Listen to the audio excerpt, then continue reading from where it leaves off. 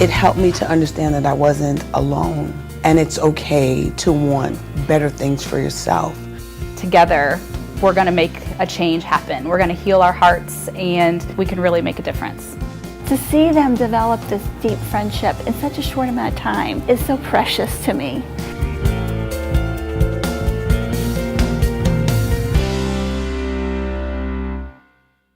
I had neglected myself for so long that I didn't even know who I was. And I needed something to help me to recommit to me and to find out who I really am. And so I took a chance. I took a chance on me. And I submitted the application, and I was called in for an interview. I was at that critical point in my life where I am embracing change. And there's only so much that I can do myself, and realizing my limitations and my knowledge limitations and where I can go to the next step.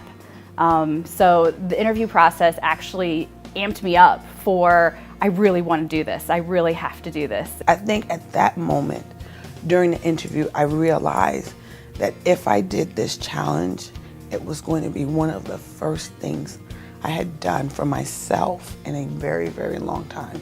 Women tend to not take care of themselves well.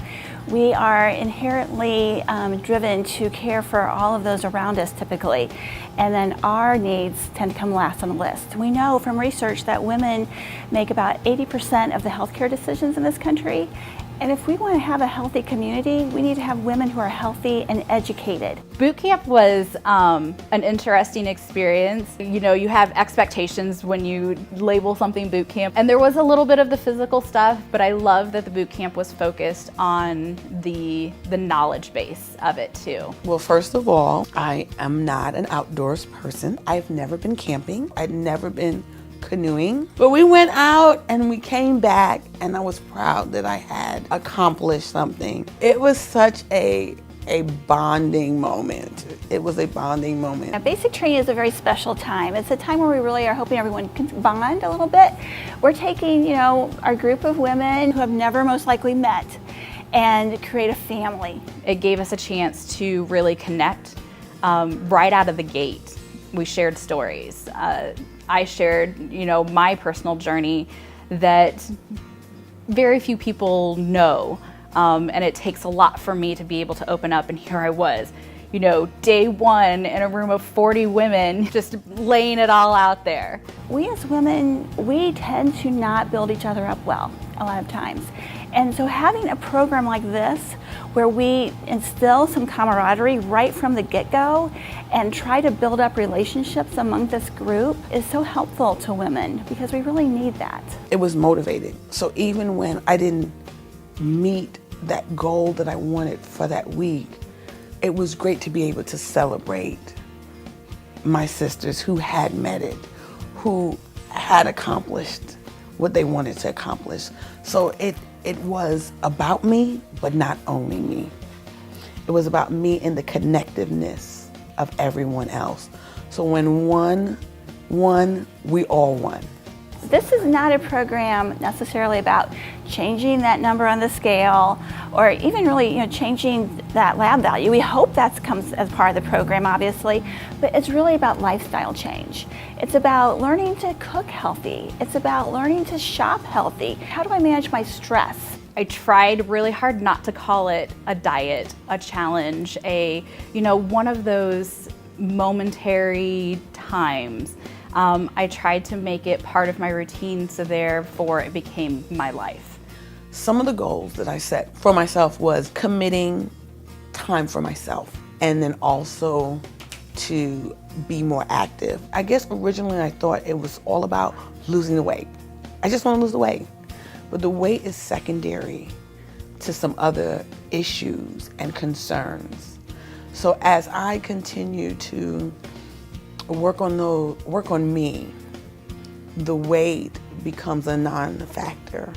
I focused more on those things that I knew would improve my overall well-being. So when I was looking at the goals, I focused on eating more of a plant-based diet, something that I could make a small change that would have a larger impact, just to be more active and not making it seem unattainable as a goal. Meditation practice.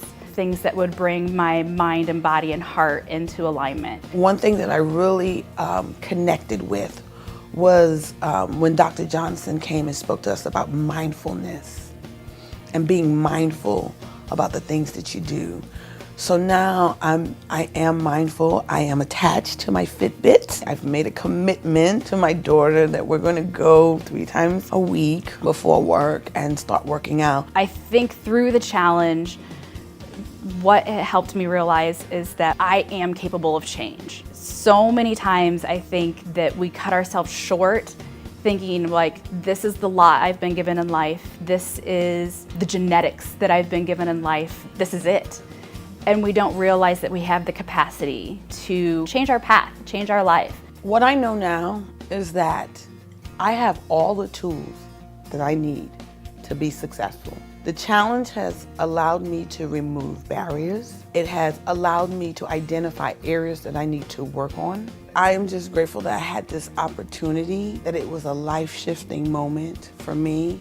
I'm thankful that I had the courage to finish the task. I'm learning to keep an eye on my numbers, keep my head and heart in check, and let these 40 women that I've connected with over these past 6 months be that voice in my head as I navigate life. If you want to change your life for the better, then this is an opportunity for you. If you believe that you're important enough to spend time on, to be committed to, then this is an opportunity for you. If you're at a place where you know that you need to love yourself more, then this is a chance that you need to take. I would say if you're considering doing the Her Heart Challenge, do it. Don't hesitate, sign up, surrender to the process and embrace it, and do whatever necessary to be there, and don't ask questions, just go.